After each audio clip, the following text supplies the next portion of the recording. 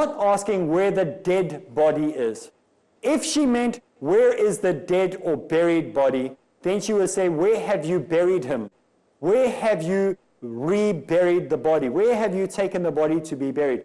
There is no question that she is talking about anything else than a living body. This is not what happened according to Islam. We don't agree with any of this, but by reading the text alone, that's what you see.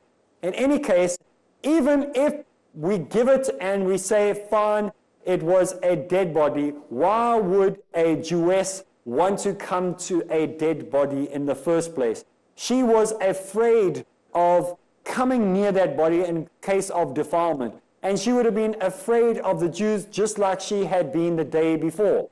If she had come out on the Sabbath, she would have been afraid of the Jews. If she had come out on the Friday, she would have been afraid of the Jews. As a Jew, she would have been very much afraid of what the other Jews would have thought of her at that time. Jesus, whom she misunderstood as a gardener, was already in a disguise, ready to leave for Galilee if we read this text. The fact as well that creates more doubts in the story is that the fact that Jesus, whom she knows so well, is standing there and she's unable to recognize him. She looks at him and is unable to see that is him. Again gives you the two possible explanations that are better than the one that Christianity is offering. One, it is not Jesus, and it is the substitute person that was put there.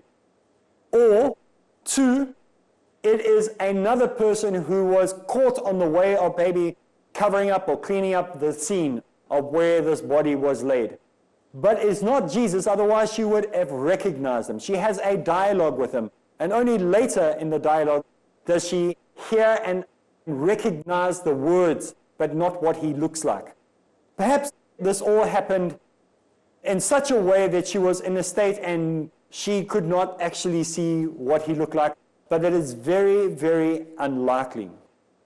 The earlier Gospels tell us that the people were already on their way to Galilee, so we don't have in the earlier Gospels this whole account of coming there.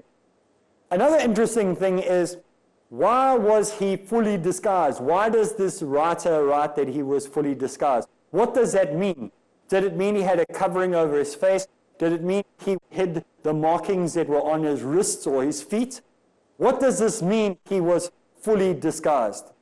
When people are told that in the Quran it says that he was made to look like Jesus, Christians say, that's craziness. We would never believe that. Who would be fooled by that? And yet, in the New Testament, we have similar terminologies used where it says he was fully disguised. If he did go from this point where he was in his full disguise and he walks on the road to Emmaus with those other two that we find about later on the way to Galilee, again, the people were unable to recognize him because, again, he was fully disguised. Even when he appears to his disciples and he shows them his hands and his feet, many of them did not believe, perhaps because he was still in his fully disguised state. What does fully disguised mean? Maybe fully disguised is a better way of saying it wasn't him. So there are lots more feasible explanations than the one that has been given in the New Testament, which is very, very hard to pull off if you try to say it was Jesus but they didn't recognize him. Not likely. These are people that were with him day in and day out. They hung on every word he said. Not a syllable came out of his mouth that they did not hang on to. They were hero worshippers. Christians want us to believe that he claimed at that time that he was the Son of God. I doubt that the disciples believed that. But we are led to believe by Christianity that they believed that. How would they not know? How would they not believe that it was this messenger that was with them right there in that garden? It's not possible to believe that explanation. The only explanations that are feasible is that it was a substitutional person that was put on the cross, and it's that person that they saw, or it was somebody else that they saw and was not Jesus, who was trying to pull off some type of scenario act, whatever it might be. that is more believable than the one that has been proposed by the Christian today. Much more likely to have happened. But what about the story in John chapter 11, verse 44? Remember that Lazarus had been raised and he got out of the tomb in his burial clothes. Remember it says that he walked out in his burial clothes. So he was like mummified. Maybe he would have been like, his feet would have been walking like a penguin.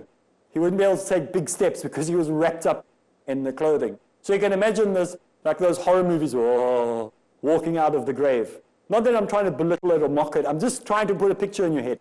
That's how Lazarus comes out of the grave as recorded in the Bible. Now, if Jesus left his linen shroud behind, as the Catholics would like us to believe in the shroud of tunic, all the strips or whatever the burial material might have been when he resurrected, in the sepulchre where he left them, in the grave where he left them, where did he get his new clothes from? Especially when his clothes had been already divided, when we looked at previous episodes, into 4 equal parts by the people that were casting lots to take his clothing. So he had none of those clothes. He was naked on the cross. We know for a fact he was naked. There was nothing on him. We know this from the text itself. When he gets put into the grave, he is wrapped in strips of cloth, or, if you want, the linen, or whatever it might be. But in the narrative, it says all that was neatly folded there. So he had nothing. He was naked again. So where does he get new clothing from? How does he get this clothing? Unless the angels brought him a new change of clothing from heaven. And this might have been expected for someone who is very, very important, like we have in the story of Superman, where Superman has these special clothes that come from Krypton. Maybe in the same way, these angels bring him special clothes, and maybe they are provided for him, and they give him the ability to walk through walls and to be able to be in upper rooms. Maybe the clothes give him that special ability. But if that is the case, then he is spirit body and not human anymore. And so this provides a whole new set of interesting questions that we have to look at when we're looking at the story of the supposed resurrected Christ. So the new clothes scenario is one that makes you think even more about this whole question of what happened at the crucifixion. Well, let us now take a quick break, and when we get back from the break, we'll continue, inshallah.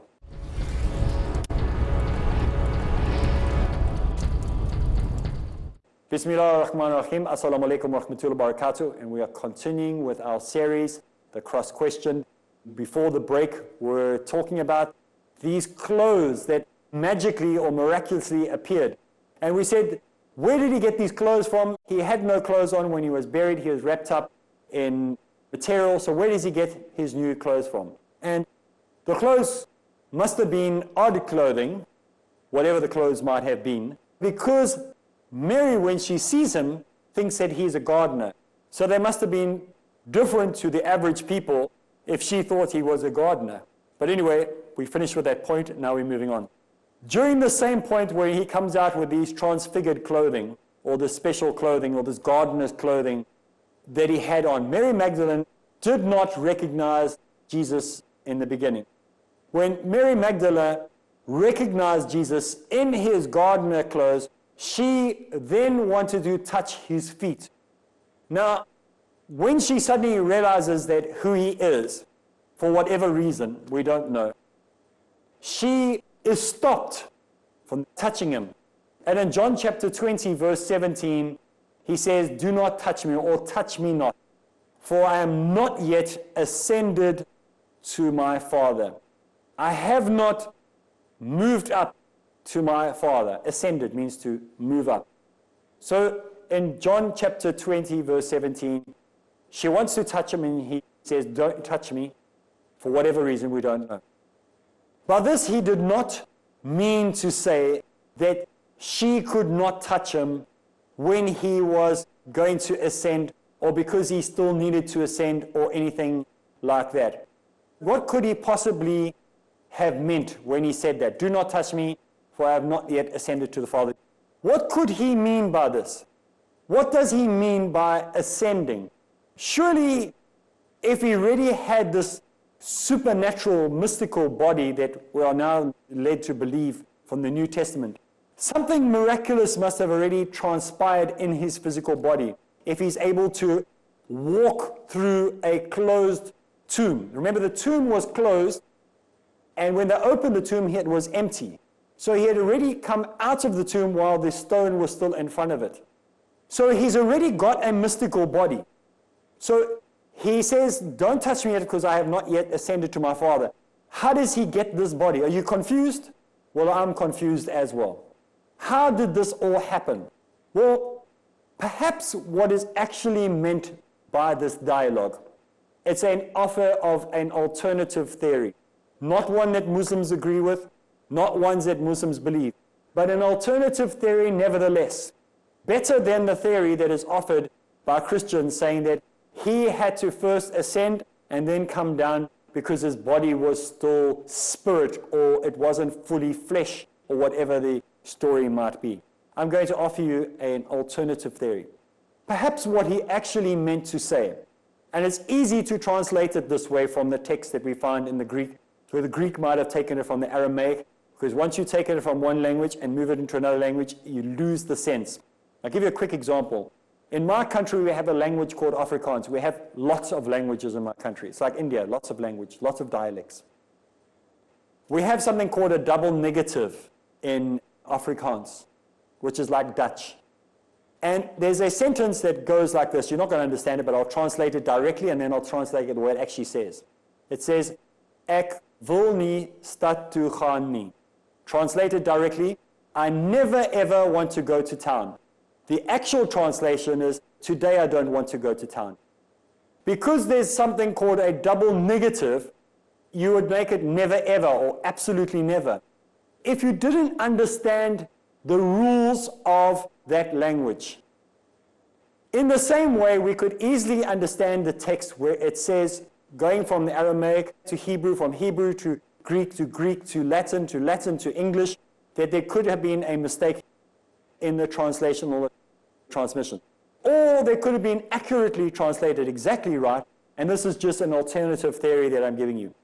When it says in the text, do not touch me, for I have not yet ascended to my Father, could be understood to mean, and this is maybe what he actually meant, don't worry, I am not dead, I am alive. I did not die, but please do not touch me because it hurts. This is just as acceptable as what the theory is of don't touch me because I have not yet ascended to my Father. Perhaps he's saying, do not touch me because I have not yet healed properly. It's still painful. So when we look at the text, that is a far logical explanation to the one that is given here. Now the apologist is going to scream out at me, and he's going to say, nonsense. But did Jesus ascend at this point? John 20 verse 17 says, do not touch me, for I have not yet ascended to the Father. But he doesn't ascend to the Father. We don't hear him ascending to the Father. So he doesn't. So this text is wrong. So it's more likely that he's saying, don't touch me, I am not dead, but it is painful if you touch me. That is more like, don't touch me now, it is painful. Then, don't touch me now, I have not yet ascended to the Father, which he doesn't do. If he said, don't touch me now, I'm going to ascend to the Father, that's what you would expect to happen. Doesn't happen. We're going to get to the ascending part just now, where we're going to deal with that in more detail. What about on the road, where Jesus has now got this transformed body, or whatever it might have been? While he is in this transformed body, or these special garments, whatever it is that he has on, the disguise of Jesus in his gardener clothes must have been very good, so that his own disciples could not recognize him on the road. Maybe it's similar to Superman and Clark Kent again. I mean, many of my friends used to rip me off, used to joke at me and laugh at me, and they'd say to me, how can you like Superman as a comic? He looks exactly the same. Superman and Clark Kent look exactly the same. All he does is he takes off his glasses, and now he's Superman, puts his glasses on, and now he's Clark Kent. How can you like a superhero like that? It is so pathetic. How can you do that? Maybe In the same way, you're supposed to believe this about the story of Jesus in his disguise, because when he has his gardener clothes on, no one can recognize him. When he has his gardener clothes off, oh, it's Jesus, we recognize him. Maybe it's the same type of thing that we are supposed to believe here. When did they recognize him? How did he disappear and reappear from one place to the other? How did he transport himself?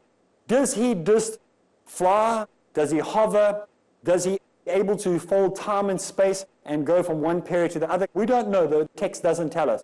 There's no explanation how he gets from point A to B. Why don't they recognize him? He disappears and then he reappears behind closed doors in Jerusalem. He appears to them on the road to Emmaus. He appears at the garden to the woman. Now, I must tell you something, that this idea of appearing and disappearing, perhaps it was just a vision. There's no reason for us to believe from the text that they're actually seeing the physically risen Christ.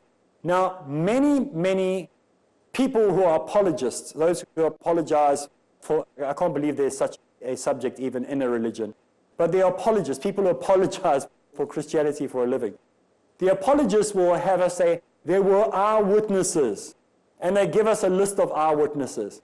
And we're going to go through those eyewitnesses, or one of them specifically, and show you how he wasn't an eyewitness. But anyway, people disappear and appear behind closed doors on the way to different places all the time in the narrative. And we wonder why this happens. In fact, stories must have been around during that time that would distract people, or maybe even distract the enemies of the disciples and Jesus by saying, you know, 1 minute he was here, next minute he was there, giving him these supernatural abilities to perhaps prevent people from hunting this person down. Perhaps this whole idea of appearing and disappearing, having a body that you can't touch, because if you touch this body, maybe you would be evaporated or whatever it might have been, or you'll be burnt or you'll be incinerated, was a way to keep people from accosting Jesus or the person who was actually put on the cross. Maybe this was all just a story created to put fear into people from trying to hunt down or look for or search for this Jesus. So that's why these stories were added into the New Testament. Maybe these were just concoctions to distract people, to distract the enemies from persecuting the survivors, those people like the disciples and the mother and the family of Jesus. Perhaps none of this ever took place, and it's more likely that this was a concocted story, a made-up story to prevent people from doing this type of thing. So that makes more sense to me than the one that we have given in the narrative of why he appears and disappears. How does he get there?